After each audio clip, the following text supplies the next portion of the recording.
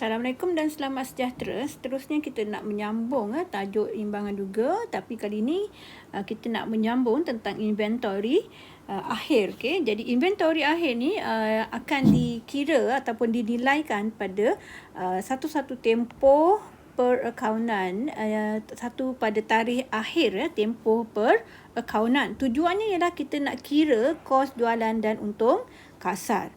Okay? Jadi nilai inventory akhir 6,500 ini adalah yang kita nilaikan sama ada melalui cara berterusan, ataupun menggunakan kaedah manual.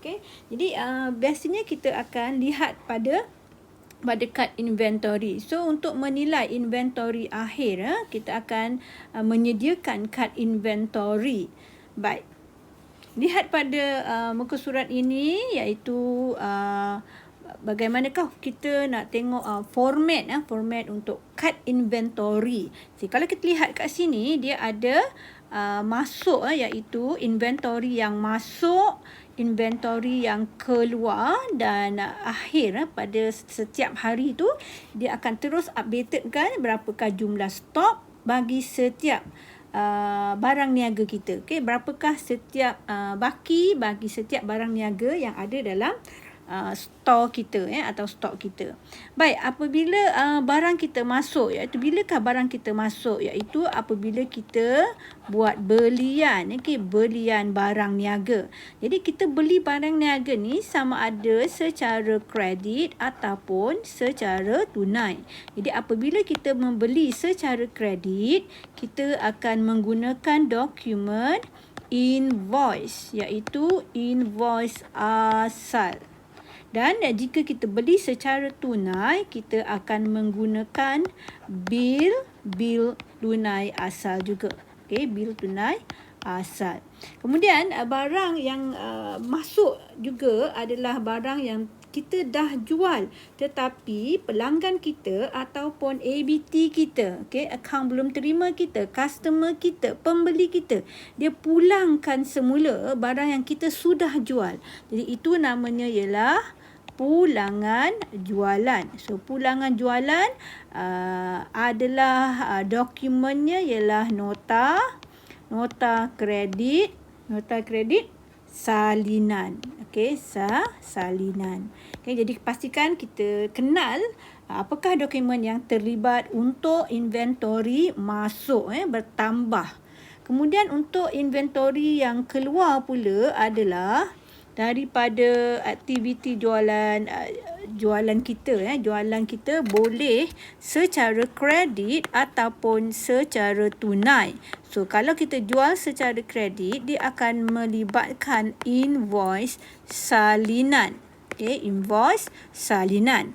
Jika jualan tunai, dia akan melibatkan resit rasmi ataupun bil tunai asal salinan juga, salinan. Kemudian apabila kita beli, kalau rosak, kita akan pulang semula. So kita akan keluarkan semula daripada store kita dan kita pulangkan kepada ABB, iaitu pulangan belian. So kita akan pulangkan barang yang kita beli kepada pembekal kita semula. Jadi pulangan belian ini, dokumen yang terlibat ialah nota kredit asal. Jadi pastikan anda dapat mengecam dokumen yang terlibat. Baik, kita lihat daripada contoh ini. Contoh ini, Puan Hanis hendak mengira stok ataupun inventory perabot dia. Baik, dia mempunyai rak pameran. Pada 1 Januari, dia mempunyai baki. Ini adalah baki, baki bawah-bawah, iaitu daripada bulan sebelumnya, iaitu Disember. So baki BB ialah baki awal. So untuk kedua-dua barang rak pameran dan kerusi, dia mempunyai baki awal, 13,500 dan 550. Baik, kemudian sepanjang bulan Januari, dia mempunyai beberapa urus niaga. Dokumen yang pertama ialah invoice salinan. Invoice salinan kita adalah Hanis dan Hanis jual. Okey, bila salinan ini adalah jualan. Okey, jualan menunjukkan inventory akan keluar. Kemudian untuk dokumen yang kedua, yang ini tadi rak pameran ya. Dan yang kedua ni untuk kerusi invoice asal. Okey, kita ialah Hanis. So Hanis jadi kita beli daripada kedai perabot Titi. So ini adalah belian.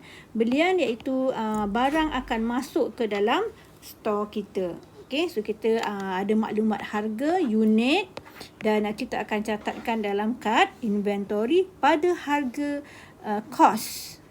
Kemudian nota kredit. Nota kredit ialah pulangan kerana asal ini adalah pulangan belian. Sebab itu nama kita kat bawah iaitu kita pulangkan kepada kedai perabot Titi. Apa yang kita pulangkan? Kita pulangkan kerusi 5 unit pada harga 55 harga kita beli. Baik, kemudian kita lihat memo. Memo ni pengurus. Pengurus dia ambil apa? Ambil kerusi. So apa jadi dengan baki kerusi? Akan berkurangan. So inventory kerusi akan berkurangan. Okey. Baik, kemudian dia ada bagi maklumat sini harga pasaran. Okey. Baik, kita lihat bagaimana menyediakan kad inventory. Baik, pada permulaan ini kita ada baki. Okey, kita ada baki BB sebanyak 13,000 diberi oleh soalan. Kemudian invoice pada 2 hari bulan tadi. Pada 2 hari bulan kita ada jual. So jual menunjukkan kita ada tolak sebanyak 3 unit. Okey, sebanyak 3 unit kita tolak pada harga 450 bernilai 1,350. So pada asalnya kita ada 30 unit tetapi kita sudah tolakkan dia sebab kita jual. Tu berbaki 27. Jadi pada hujung bulan ini adalah pada 2 hari bulan. Jadi pada 31 hari bulan jumlah kita ada baki 27 unit, beli pada RM450 harganya dan berjumlah 12,150. Baik, untuk kerusi pula kita mulakan dengan baki. Okey, baki awal daripada bulan lepas. Kemudian pada 5 hari bulan kita lihat ada invoice. Okey, invoice ini adalah invoice asal 5 hari bulan. Invoice asal kita ada beli 20 unit. Okey, kita akan catatkan pertambahan. Okey, jadi tolong tuliskan di sini ya, invoice ini invoice salinan ya untuk yang tadi, yang ini ialah invoice asal. So bila invoice asal kita tahulah bahawa barang tu kita beli dan bertambah. Jadi pada asalnya kita ada 10 tambahkan 20 menjadi 30. Okey, baik. Kemudian 6 hari bulan kita ada buat pulangan. So pulangan, benda yang kita dah beli kita pulangkan. Jadi barang itu akan keluar ataupun kita nak tolak. So kita akan tolakkan 5. Jadi 30 tolakkan 5 tinggal 25. Okey, kemudian yang terakhir kita ada memo. So ambil maknanya barang dalam inventory akan berkurangan. Dia ambil 1 sahaja. So kita tolak 1. Asalnya berbaki 25, tolakkan dengan 1. So tinggal 24 kuantiti dia.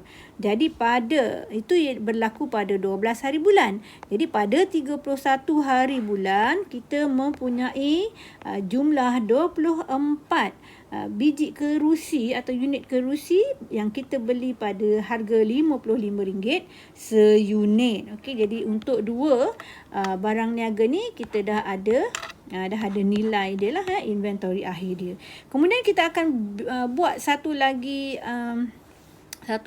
kotak-kotak ni ya, ataupun jadual untuk mengira. Okey, mengira setiap barang niaga tu berapa nilainya. Baik, kerana dalam soalan ini dia bagi nilai pasaran.